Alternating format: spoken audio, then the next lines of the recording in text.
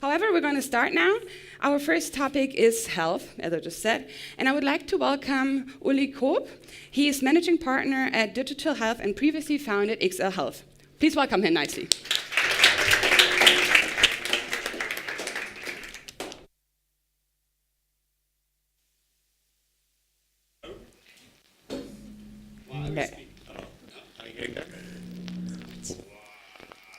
Sounds right. So happy that you showed up this plenty in this room this morning.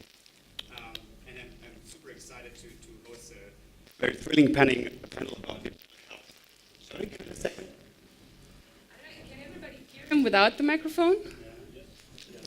Right. More or less? Do you want to start yelling? No. I'm just worried if I speak up, turn on the mic, I don't want to kill anybody's ears. That's kind. All right. Okay, I talk like this. So if anybody doesn't hear me, please stand up and let me know. How is this? As a compromise? So now, after having... Shall we do it with or without? All right. Okay, back to the topic. I'm super excited to talk to you about digital health, but more so to host an even more exciting panel about digital health. And digital health, for me personally, is a topic that drives me for the last 3 years here in Berlin. And running a VC from Digital Health Ventures, we're looking at a lot of innovative companies and great new startups with great innovations and tremendous business potential. And I'm super happy to host the discussion as of today. So please let me announce our first panelist. And that is Min-Sung Kim, partner at XL Health. Welcome to stage. So next we have Sophie from Juno Medical. And last but not least, Karolina from Roche Diabetes Care. Give her a big hand.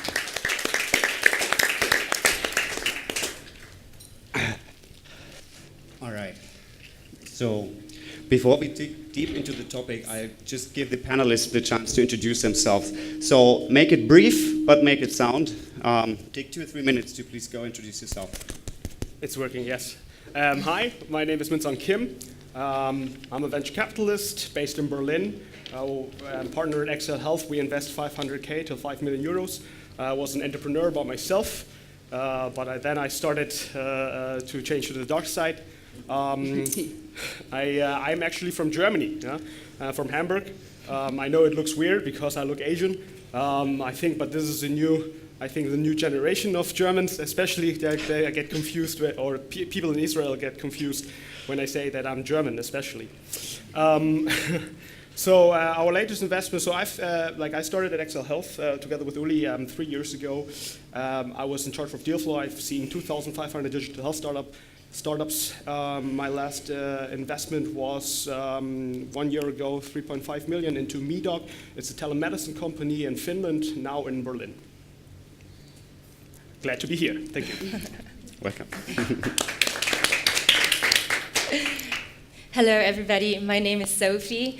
And maybe you might be surprised, but I'm Austrian. You don't see it, but when you hear my German, you will hear it. I am a doctor by training, and now I'm the CEO and founder of Juno Medical. Juno Medical is the new hot medical travel company.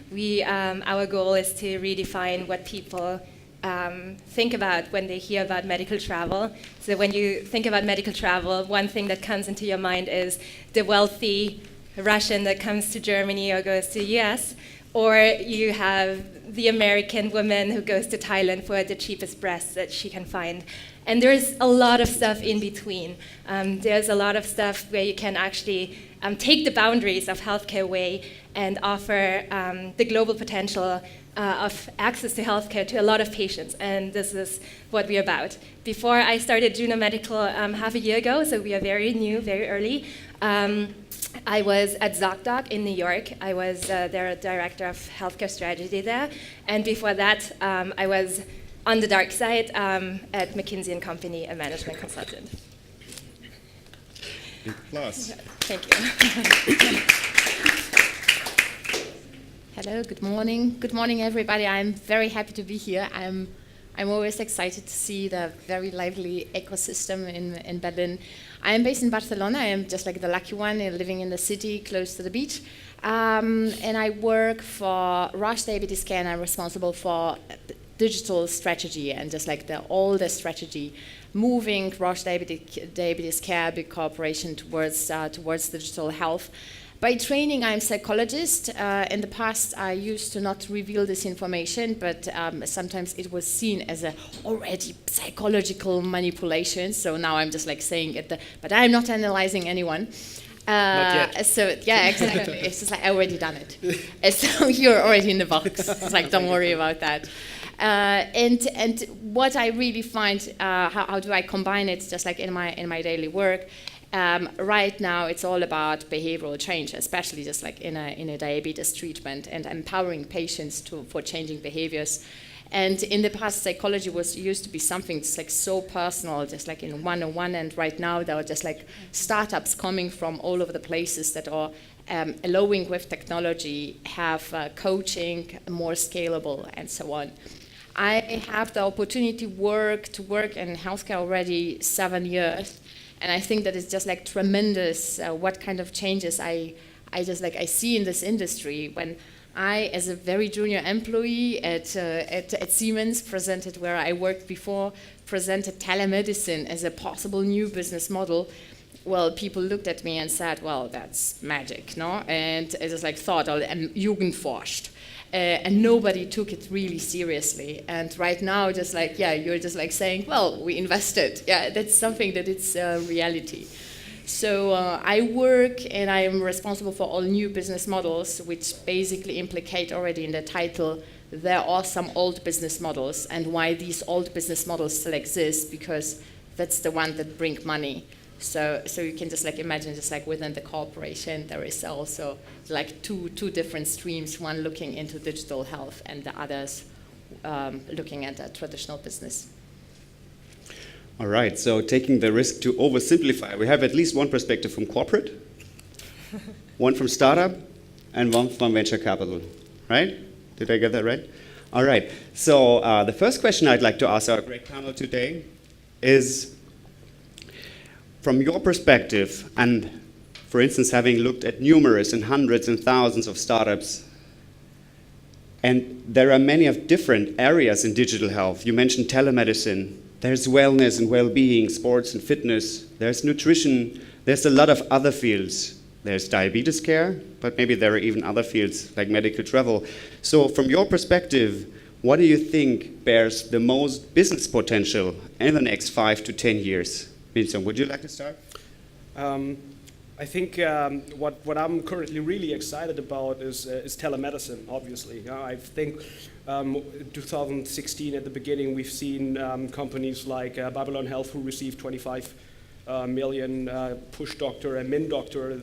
They received 2-digit million figures in Europe, as well as Medoc is currently raising also its Series B. And what I'm so excited about here is, I mean, the average age of the doctor is 50 to 60. And they're not going to adopt the new technologies and the new smartphone technology that we all, have when we gather our data, when we run, when we use MySugar as a diabetes patient. And there is no data exchange between the doctor and the patient. So what telemedicine can do in the future, it's going to be a platform. And therefore, they gather all the doctors who are mobile affine, who like to consult, who like to use the mobile platform to treat patients. On the other hand, you can dock all the different health apps onto the telemedicine platform, and finally, we have this data exchange. And what can you build on top of this data exchange? Maybe an electronic patient file. Yeah, I mean, this is what we're struggling here in Germany, a unified platform where we actually can exchange health data. So I think telemedicine right now is very interesting. I think prevention bears also a lot of potential. However, the monetization, I mean, like we've seen 2,500 digital health startups, and only 11%, and this is the smallest portion, comes from prevention. Because the business models are so hard there. I mean, of course, the only persons or the only party that would like to pay for prevention models are the insurance companies itself. but have you ever tried, I don't know if there are entrepreneurs here, but have you tried to get a contract together with an insurance company? It takes ages, and therefore your startup goes bankrupt 5 times before the contract is signed. So to answer your question, telemedicine is very interesting. Prevention is also very interesting. However, it's really hard to establish a great business in prevention. Sophie and Karolina, will you agree with that? Yeah, telemedicine I see. So first of all, I think that the cake is big. So there are opportunities for many.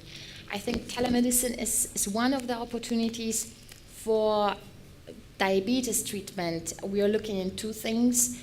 I agree that prevention is difficult, but for me, just like prevention is the key. If I just like see the explosion of the numbers of people with diabetes, 10% in most of the countries.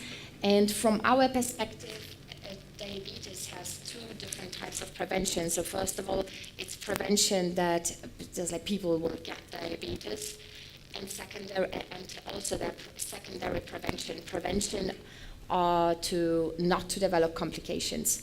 Right now, diabetes is the 2nd most expensive chronic condition in the world, and it's expensive not because of insulin. It's not expensive because you going to a doctor and so on.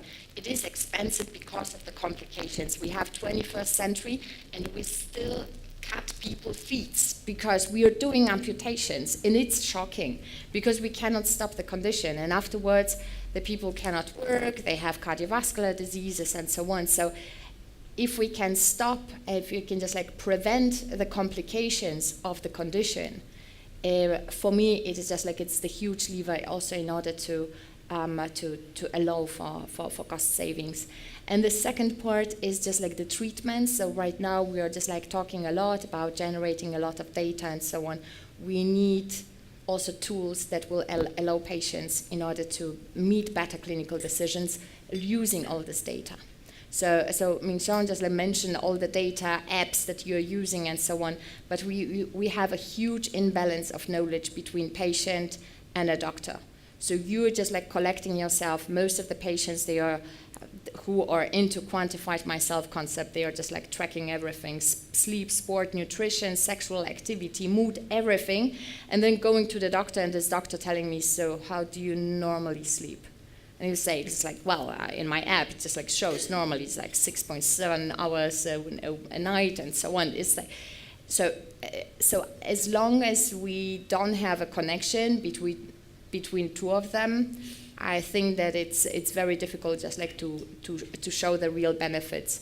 That's why I really believe that we need a platform between them 2. But just like for me, just like the therapy plays a very important role, and also therapy that allows empowering the patient. For chronic conditions, it's all about patients managing themselves.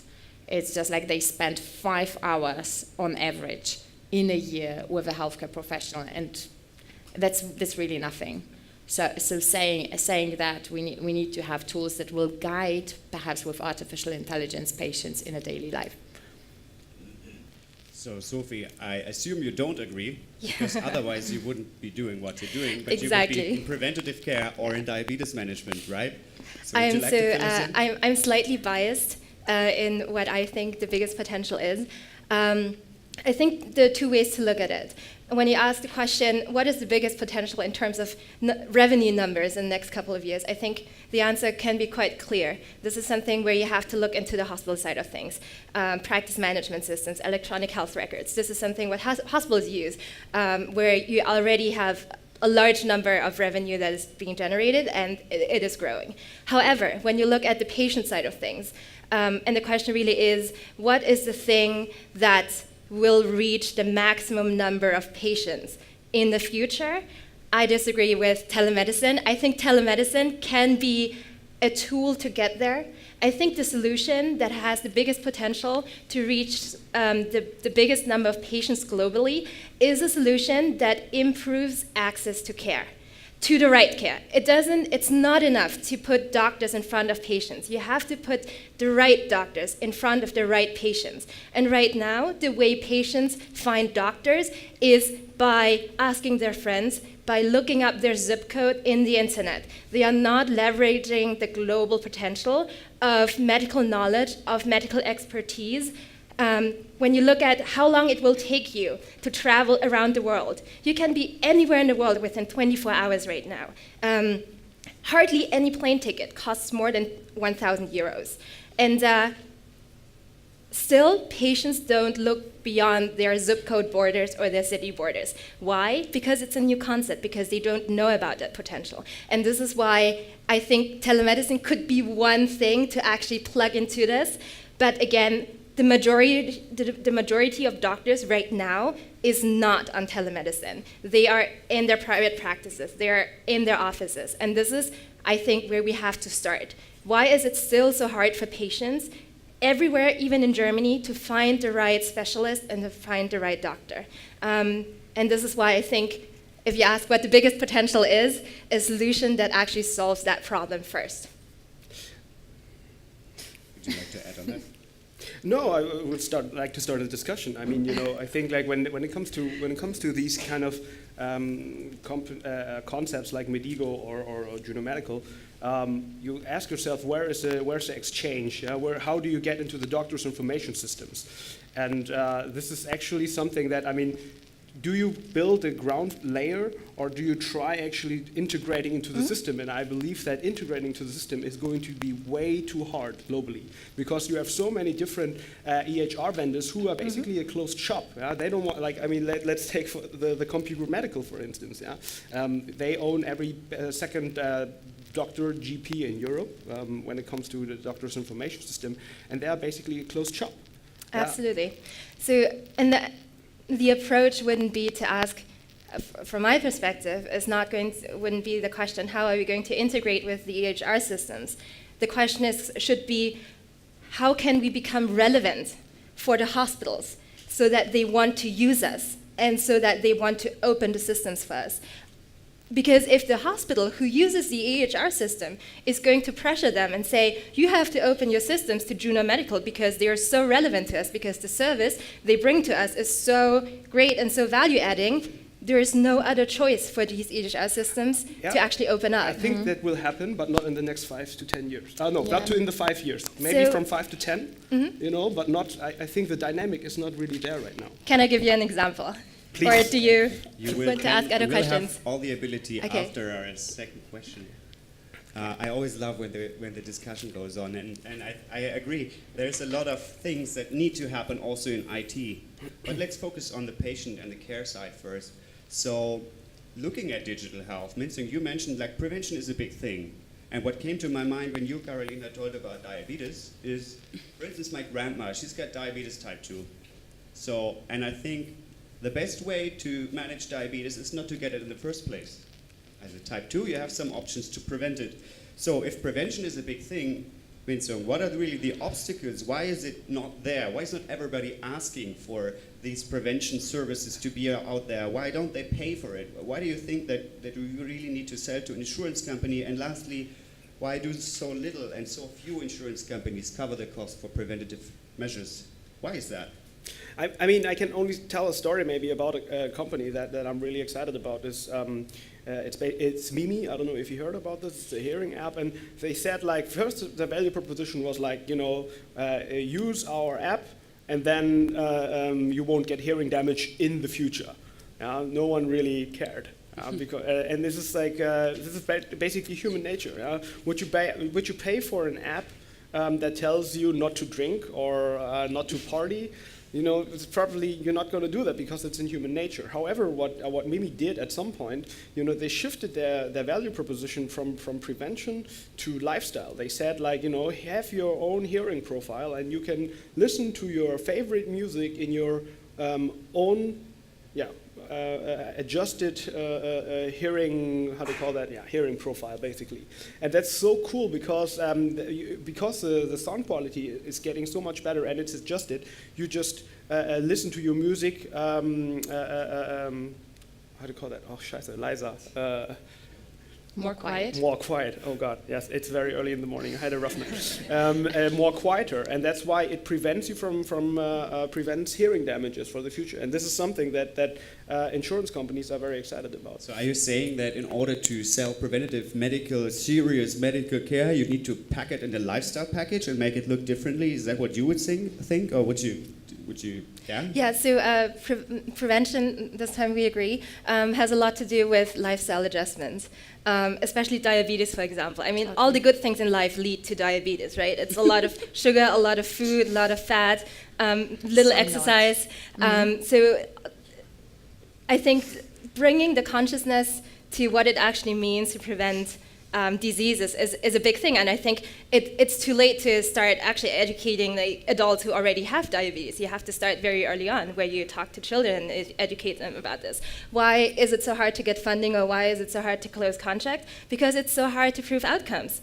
At least from what the data that I've seen, from all the programs that have been out there, like health insurances would love to pay for something that proves better outcomes. It's so hard to measure. It's so hard to get adult people who have been living their whole life. I was a cardiologist myself, who have been living their whole life on that lifestyle sphere to actually make them change. Cancer patients, totally different animal. You're going to die if you're not changing. Diabetes, it's not going to hurt you if you continue to do that. And that's basically also the difficulty that we see, just like at diabetes. It doesn't hurt you. So you're talking about just like long-lasting complications that may help. So it's just like it's not as scary as just like for cancer patients. And for us, it's just like it's 80% of diabetes cost can be avoided with lifestyle changes. Still, it is so damn difficult to motivate people to change lifestyle because of certain habits that they have. Yeah, so we are talking about establishing new, healthier habits, and there are just like tons of companies that are currently especially targeting that, using gamification, virtual reality, artificial intelligence, guiding you in your lifestyle choices in order to allow you to meet better and more educated decisions. But it is, as you said, it's like, first of all, it is complex, and it's just like, it's not easy just like to show outcomes, and it's even more difficult to show sustainable outcomes. We have just like the tendency, and now psychologists is talking. It's like we have a tendency where in case of stress, just like to go back to our habits as we know them. Most of the patients with diabetes type 2, they are being diagnosed with type 2 after heart attack. So just like imagine, it's like you are shocked about heart attack, and then you're just like getting the information on top that you have type 2 diabetes, and you need to totally change your life. And you cannot eat carrots if you never ever have carrots at home, because you're just like always have chocolate. I think also like one point that I might add to startups in the prevention space is also hard for them to raise money. You know, what kind of business angel understands the basic? If you look into startups which are in the prevention area, you need to have very deep knowledge about healthcare and about insurance systems. And most of the angels, let's not kid ourselves. Yeah? I mean, not all of the angels have that specialized knowledge. It's really hard. I mean, like there are a lot of startups coming to me and say like, "Hey, I know it's too early for you guys, but still, it's so hard to convince angels of our business model because they don't have that special information." I mean, like what is investing about? It's basically using asymmetric information to make money.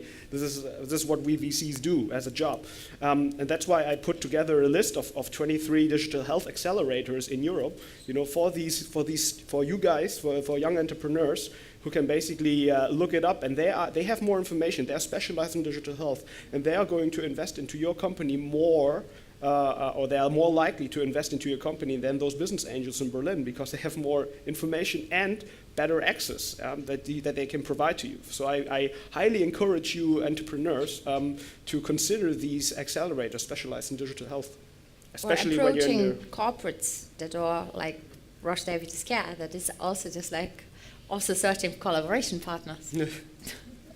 So getting back to the topic, thinking about potential hurdles or obstacles that need to be overcome for a full adoption of digital health. One thing what we heard is prevention would be great, but somehow it's difficult to market and to sell, like carrots, more difficult to market than chocolate. So another thing came to my mind, and that is potential stakeholder conflicts. When you, Karolina, talked about diabetes prevention, the first thing that came to my mind, wait a second, isn't Roche Diabetes Care making money with diabetics in a good way? Yeah? Mm-hmm. So if there are less diabetics in the world, is this bad for your business, or do you have a hidden action plan to monetize and capture this value and become even bigger than before? What is your take on this? Well, I think that the entire healthcare is changing. And in the future, healthcare is going to be outcome-based. And currently, if I just like have a look at the population, is like less than 10% of people with diabetes are reaching clinical targets, and just like more and more people are developing diabetes. So if you just like think that the future of healthcare is outcome-based, then I need to think how I can contribute to better clinical outcomes. And perhaps it will just like also change my role, that in the future I will be not only taking care of the diabetes population, but I will be also concentrating on taking care that less people will develop diabetes and will develop complications of diabetes. So just like for me, it's just like it really belongs together, especially with outcome-based healthcare, which we just like see as a trend coming from all over the places, that will also just like change the business model that the corporations like Roche is doing. Sophie, from a founder's perspective, what do you think are the biggest challenges? And do you see stakeholder conflicts as a potential challenge, or do you face them at all? No, not at this point. I think the way I like to think about things is how can you bring the biggest value add to the patient? And I think a lot of times when people start thinking about starting companies, or VCs looking at companies, you always ask yourself, what's your return on investment? Which is a very valid question. But for me, the question really is, how can you bring the biggest value into the healthcare system to help patients? And hopefully with that, you can build a very attractive business model. You don't start with the business model and then think about the problem. You should always start with the problem you want to solve and then think about how you can monetize this. And therefore, I don't think that there is a stakeholder conflict of interest. There might be other players in the healthcare industry who don't like what, for example, we are doing, because we actually help people getting care for a more affordable price. So somebody is going to make less revenue. But as long as I can solve a patient problem, I don't care too much about that.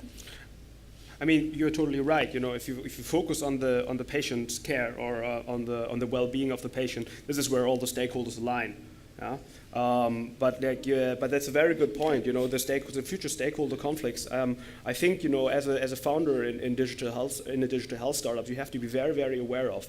I mean, I just recall last week that I talked to Pavel from Medigo. They received, I think, 6 million from Excel Partners. And he said he got experts, like digital health experts, way too late into his company. He wished he could have asked them earlier to understand the stakeholder system, to understand what their goals are, to place the value proposition of the startup within within the stakeholder jungle. So either if it's prevention, treatment, monitoring, or well-being, I think it doesn't hurt to actually talk to healthcare experts and understand where you can place your value proposition within the healthcare jungle. And perhaps just like also on that, just like to your question about stakeholder conflict, I think that even the stakeholder roles within digital health are not very clear. And I think that that's really what defines digital health. That if I just like think about traditional business, it was very crystal clear for me who is a competitor, who is a possible collaboration partner. Right now, I have some startups that happen to be my possible collaboration partners, and some startups that are just like strong enough that are just like getting into competitor scene. Just like Google appearing in this, in the scene, just like Apple appearing in the scene. So I think it's like the entire industry is changing. So it's the old definition of stakeholder with that is also obsolete. All right, we are going to open the panel for questions, but one last question to the panel before, and please give a brief statement and maybe give it 5 or 10 seconds. So, the single most thing that you're waiting for that will help your business and or digital health as a sector, who would start? What are you waiting for? Is it regulatory changes? Is it change in mindset? Is it trend for carrots? What is it? I think it's something like Obamacare from the US. Something from the outside that just gives a punch into the face, into the healthcare system. Politics. It's politics. Yeah, just real quick. Yeah. because Napster was something for the music industry, was a punch in the face for the music industry. Lehman crisis was a punch in the face for the finance industry, and that's why. Sophie. I'm looking at a less disruptive force. I think it's time. Digital health is not selling shoes on the internet. It's not that you have to be very careful when you scale the business because you're dealing with patients, you're dealing with lives, you're dealing with outcome quality. So I think a little bit more patience, a little bit more time in the market so that you can actually establish a really good, high quality business. This is what I would wish for. What I miss are kind of regulations or standards, because I see just like numerous brilliant ideas, but as long as they are isolated, they are not really bringing the value that they could. All right, so to our lovely audience, are there any questions? Of course. Hi. Does it work? Yeah. Yeah. Okay, one question to Sophie. You said that most people only search for the doctors in the zip code. But I think the challenge is that it's really hard for a patient to find out which doctor is really better, even in your zip code. So why would you want to fly to another country if you, like, yeah. Yeah, absolutely. Good question. The vision is, so our vision is not to displace patients from one country to the other. The question is just, where do you start? And we started with the broader range of things, and hopefully we'll build a network that is close enough together that we at one point also can offer a patient in Munich to go to Hamburg because this is where the specialists sit. So it doesn't exclude each other, it's just where you start. But how do you help patients find the expert? Because I think it's like there are some systems where patients judge physicians, but I think it's really stupid because they're not qualified. And so, what is your take on that? So this is what I love talking about. So cut me off. This is what I call implicit medical knowledge. I'm a doctor myself. I know who the best cardiologist is, to which I send my patients, my parents to in Vienna if something would happen to them, right? But this cardiologist I'm thinking of, this is somebody I know personally, I trust. I know that he would be the best cardiologist to take care of every patient. This is knowledge that you cannot find on the internet, on any database. This is implicit medical knowledge that is in the brains of every doctor or every healthcare professional. And to actually find a way to codify that knowledge and to pair this with outcome data, with patient review data, it might be sometimes bullshit, but it's important to understand if this is a doctor that can actually work with patients, and to pair this and offer this as a database to patients out there. This is where our vision is, and this is what my vision is, not to become the biggest medical health travel provider in the world. My vision is to be able to give access to patients to the best possible care that they deserve. You need a lot of data for that, and the question really is, where do you start to gather this data, and where do you start your service? There truly is some passion behind this. So please allow us for some other questions, unless there are none. So I kindly invite you to have another one. Can I have my microphone real quick? Take this one. All right, thank you. You guys just said there are different angles or like different things of importance, regulations, time, and the last one was, what was yours again? Regulations as well. Do you see that there's different trends or ideas, or ideas probably, in other regions of the world, since they have different regulations, or maybe they're further or behind our time of thinking? Is there something in the U.S. or in India or on the moon that we're not there yet? Or I mean, that's what I meant with Obamacare. Yeah? When Obamacare, when the U.S. government started with announcing Obamacare, all the stakeholders were suddenly very open, because they were shocked. They needed to change, and that's why they were more open for innovation, for techniques, for digital solutions. And this is something why I think like this year digital health investment in the U.S. surpassed 1.8 billion, because the environment is dynamic enough.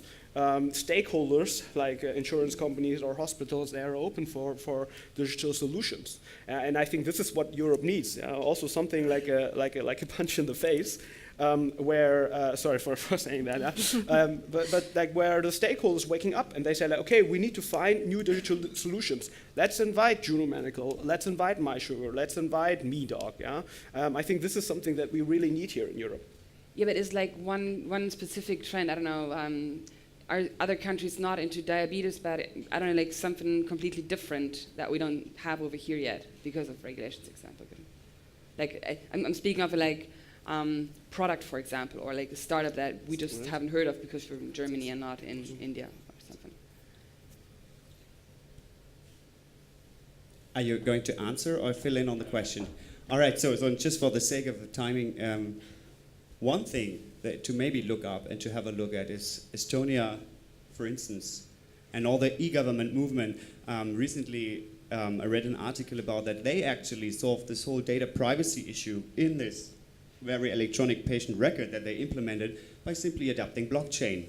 Okay. So I think when the German government started talking about this telematic infrastructure, I think blockchain wasn't around because German projects take time. So time is there, but it's maybe a question of starting point. So blockchain is around, it's free to use, so it's one way to solve it. And I think they, and that's on my personal opinion, they have very good success in establishing this project of integrated electronic patient record files. So have a look at Estonia. Estonia or the US, they are reimbursing telemedicine now. They're reimbursing also care. Yeah, therapeutic care over telemedicine. So this is something that... I think you partly anticipated me. I wanted to ask a question about the new e-health German law that was approved at the end of last year. So I wanted to know if you think that Germany is going the right direction with this law or is just doing too little?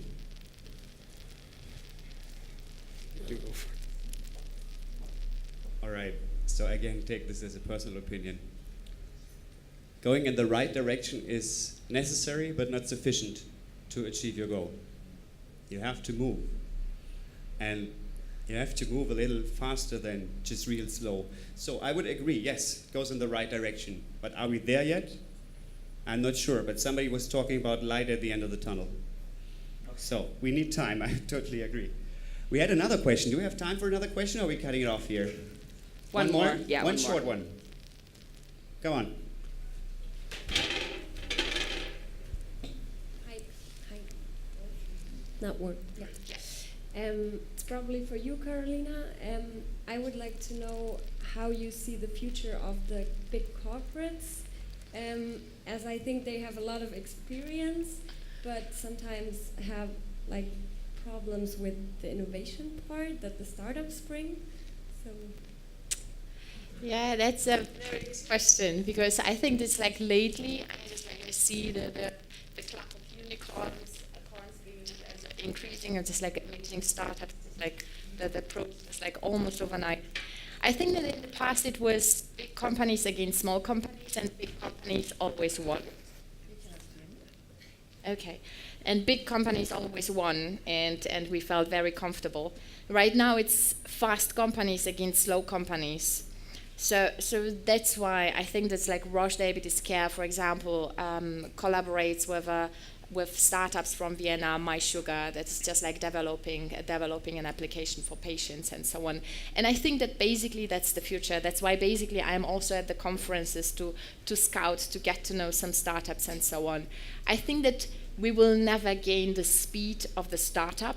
I think that we already accept it, but we also have to accept that startups are just like perhaps ahead of us in a digitalization of solutions. So that's why if we find good ways in order to collaborate together, we can just like somehow adopt. But for example, if I think about open innovation, I think that basically how the big corporations should open towards startups in the future. I think like in the next 5 years, corporates will buy basically startups because this is something that digital health startups like pharmaceuticals or insurance companies, because they don't understand their patient. They have always communicated with the doctor but never understood the patient who's using the app. They are trying to get that knowledge. So that's why I think in the future you will. I would just like give an example of just MySugar. Yeah, Give an example of the My Sugar. 4 founders, and 2 of them have diabetes. Half of their staff have diabetes.